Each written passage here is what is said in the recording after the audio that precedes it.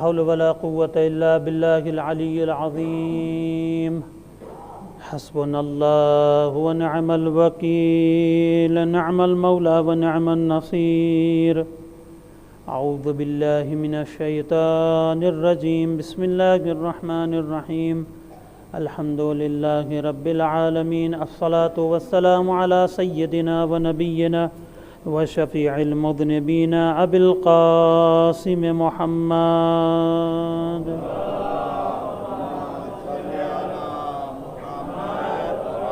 وآله الطيبين الطاهرين المعصومين المظلومين ولعنة الله على أعدائهم أجمعين من الآن إلى يوم الدين رب اشرح لي صدري ويسر لي أمري واحلل عقدة من لساني يفقه قولي أما بعد قال الله تعالى في القرآن المجيد وهو أصدق الصادقين بسم الله الرحمن الرحيم وما خلقت الجن والإنس إلا ليعبدون صدق الله العلي العظيم صلى على محمد وعلى محمد મારા ભાઈઓ બહેનો મા બહેનો સલામ અલૈકુમ વરહમતુલ્લાહિ વબરકાતુહ. આજની રાત શબે જુમા છે, જુમાની રાત્રિ છે, પણ સાથે સાથે આજના રાતને આપણે જનાબે સૈયદુસ સાજિદીન અલી ઇબ્ન અલ હુસૈન અલૈહિમુસ્સલાતુ વસ્સલામ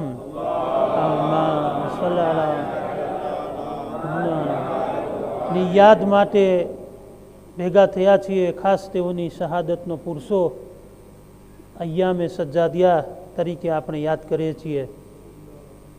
કારણ કે અગર જોવામાં આવે તો ઇમામ સજ્જાદ અલૈહિસ્સલામની જિંદગી એ સારી રીતે પસાર થઈ છે. સારી રીતે એટલે કે જ્યારે પોતે હોય છે તો પોતાની જિંદગીનો સમય પોતાના બાબા હુસૈન ઇબ્ન અલી અલૈહિસ્સલાતુ વસ્સલામ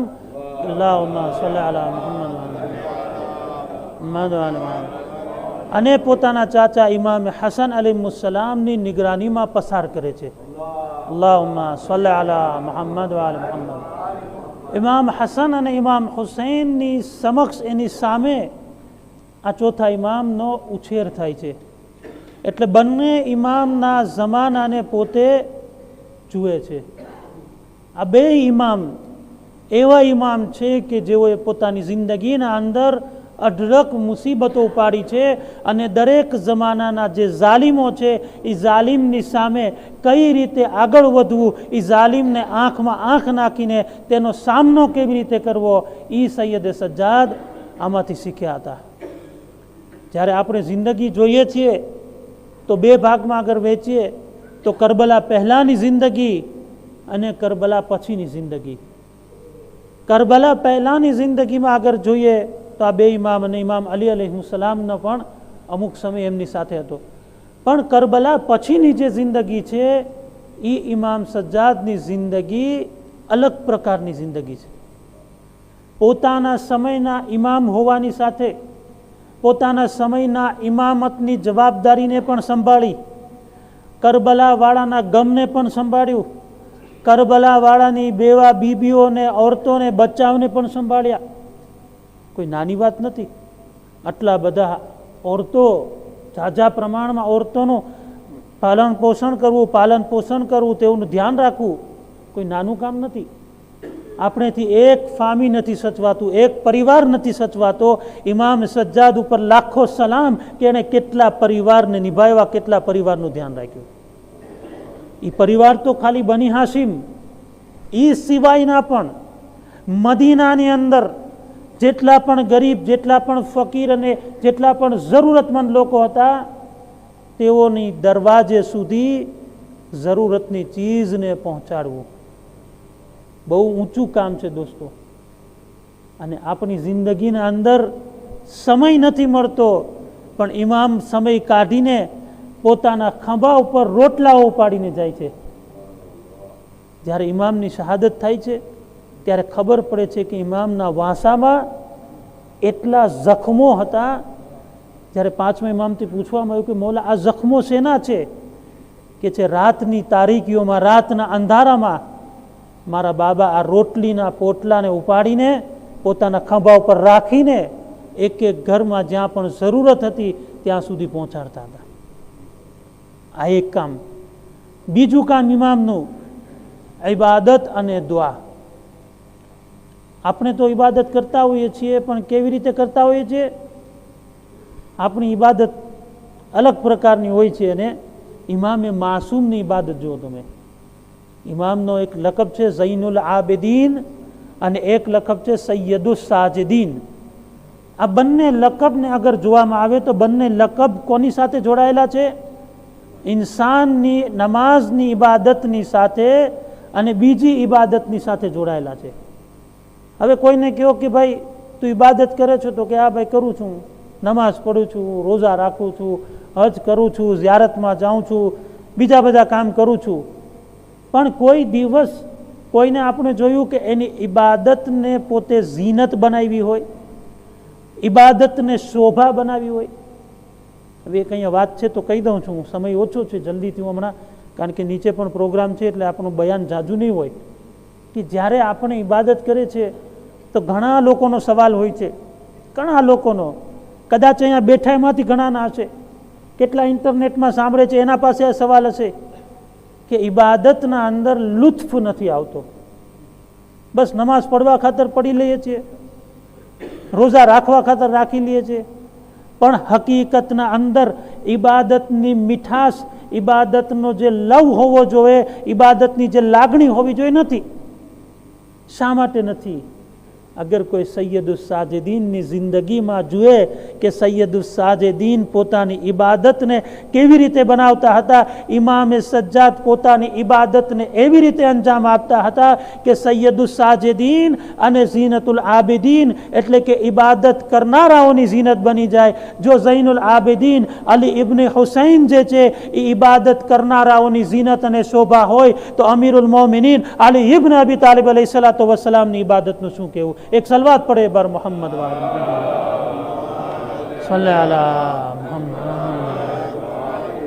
એ પેલા અલીની ઇબાદત, આ ચોથા અલીની ઇબાદત. આ ચોથો અલી એટલો ઇબાદત ગુજાર છે કે ઇબાદતોની ઝીનત બની જાય છે. અને સૈયદુસ સાજિદીન એટલે કે સજદા કરવા વાળાઓની ઝીનત. નમાઝમાં ખાલી એક સલવાત સજદામાં વધારે થઈ જાય તો કે આગા બહુ લંબાવે છે.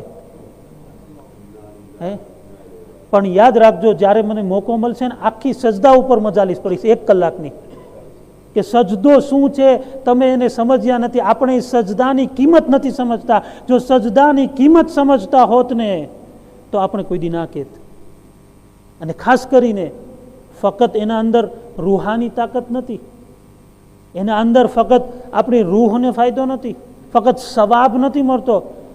સાયન્સના લિહાઝથી, અગર સાયન્સના હિસાબથી જોવામાં આવે તો પણ ઇન્સાનની માટે સજદો ઉત્તમ ચીજ છે કે જે મગજના સુધી લોહી પહોંચાડે છે. તમે જઈને રિસર્ચ કરજો, ઇન્શાલ્લાહ ક્યારેક મોકો મળશે તો આના ઉપર આખી હું વાત કરીશ કે ઇન્સાન જ્યારે દિવસભર કસરત નથી કરી શકતો, સમય નથી મળતો, પણ જ્યારે સજદામાં માથું રાખે છે ને ત્યારે એનું લોહી જે છે એ પહોંચે છે મગજ સુધી. ખાલી એક ઇશારો કરી દઉં તાકી તમને સમજાઈ જાય. અગર રિસર્ચ કરવાનું મન થાય તો રિસર્ચ કરજો કે જ્યારે ઇન્સાન જિંદગી જીવે છે તો એ જિંદગી જીવવા માટે, દાખલા તરીકે ભૂખ લાગી છે, મને કંઈ ખાવું છે, મને તો એ ખાવું છે, પેટ મને કહે છે કે ખાવાનું આપ મને? કોણ કહે છે? મગજ કહે છે. મને અહીંયા કંઈ વાગશે, કાંઈ લાગશે તો કોણ કહે છે? આંગળી કહે છે મને? મગજના અંદર સંકેત પહોંચશે. તમામ સંકેત ક્યાં આવશે? તમામ મેસેજ મગજને આવશે. એ મગજનો કોન્ટેક્ટ કોની સાથે છે? આપણા દિલની સાથે છે. કે દિલ જે છે એ હલે છે અને લોહીને જે છે એ બહાર કાઢે છે, આખા શરીરના અંદર ફેલાવે છે અને મગજ સુધી લોહી પહોંચે છે. જ્યારે મગજ ઉપર લોહી પહોંચે છે ત્યારે ઇન્સાનનું મગજ બરાબર કામ કરે છે. આ એક ઇશારો કરો, એક સલવાત પડે બર મોહમ્મદ વાલે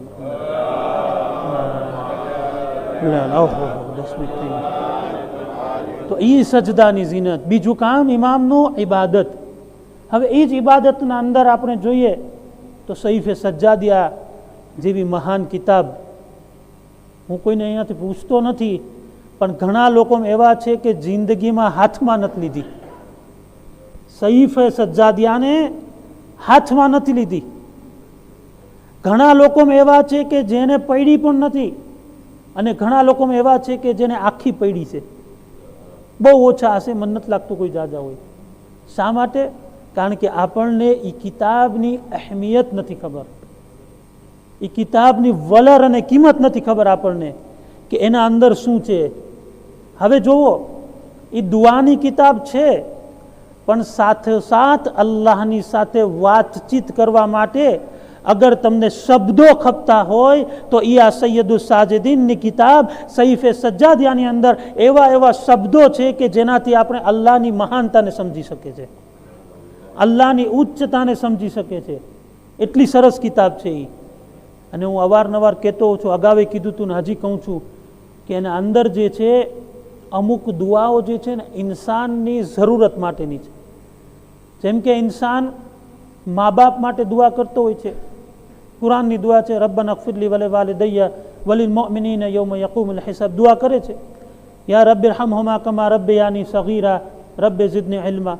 આ મા બાપ માટે દુઆ કરે છે. પણ ચોથા ઇમામે એક સરસ દુઆ 2 મિનિટથી 3 મિનિટના અંદર એ દુઆ પૂરી થઈ જાય.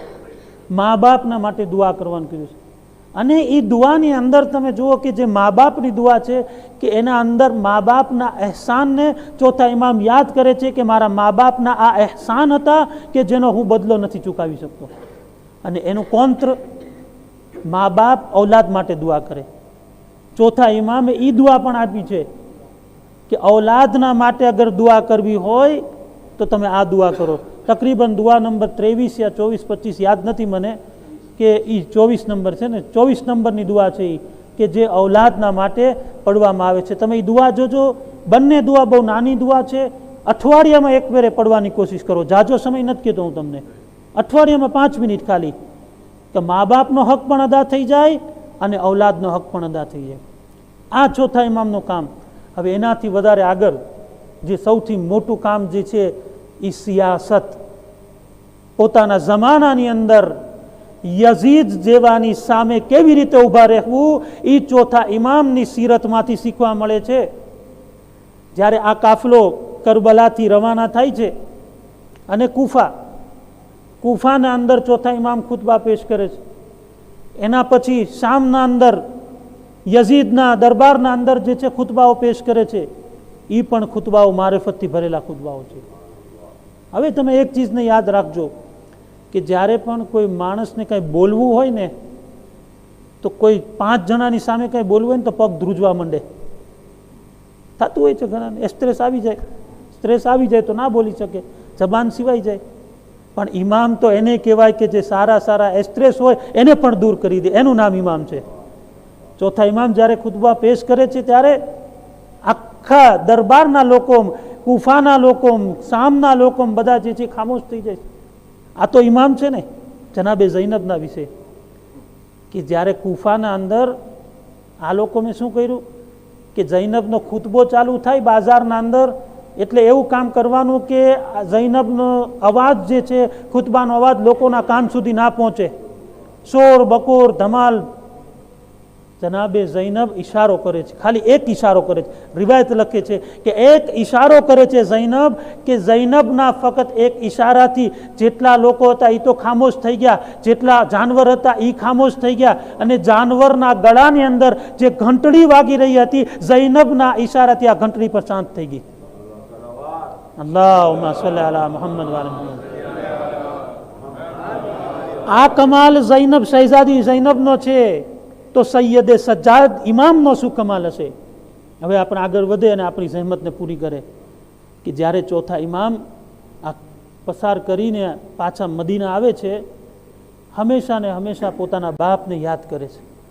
હાય કરબલા, હાય કરબલા. હંમેશા ને હંમેશા કરબલાના બનાવને અતિશય યાદ કરે છે. ઇન્શાલ્લાહ મોકો મળ્યો તો આગળની મજલિસમાં હું તમને બયાન કરીશ કે જ્યારે મદીનાની અંદર એવો માહોલ આવી ચૂક્યો હતો કે જે વાકીએ હર્રા બન્યો, એ વાકીએ હર્રા વાકયન મુસલમાનો માટે દર્દનાક છે કે એક મુસલમાન હુકુમત જે છે એ ખાને કાબા ઉપર આતેક કરે છે અને મસ્જિદે નબી પર આતેક કરે છે. એ જમાનાની અંદર આટલા જુલ્મ હજી હતા છતાં પણ ઇમામ સજ્જાદ ઇમામ હુસૈનને નથી ભૂલ્યા. જ્યારે ઇમામ હુસૈનના દીકરા આ સૈયદ સાજિદીન જ્યારે બજારમાંથી પસાર થતા હોય છે, જ્યારે કસાબની દુકાન, જ્યારે કસાઈની દુકાન પાસેથી નીકળે છે, ત્યારે ઇમામને જ્યારે કસાઈ જોઈ જાય છે તો પડદો નાખી દે છે કે ઇમામ જાનવરને ઝબહ થતા ન જોઈ લે.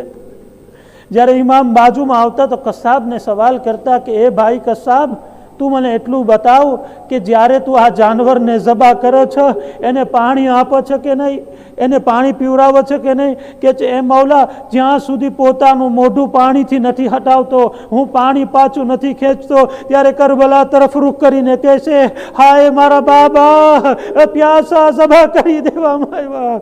આઝાદારો, ઇમામની શહાદતની કાલે રાત છે, ઇમામની મઝલૂમિયતની રાત છે. એટલી મઝલૂમિયત ઇમામની હતી કે જ્યારે પણ કરબલાથી નીકળ્યા હતા, બેડીઓ અને જંજીરોમાં જકડાયેલ ઇમામ, એટલો ધોમ જગતો તડકો હતો કે જ્યારે તડકાની અંદર આ લોઢાની જંજીરો ગરમ થતી હતી, ઇમામના બદનને અઝિયત થતી હતી.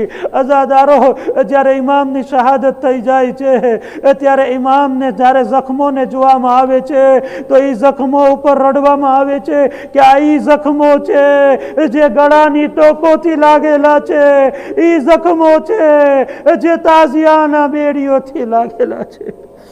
ઇન્ના લિલ્લાહિ વ ઇન્ના ઇલૈહિ રાજિઉન.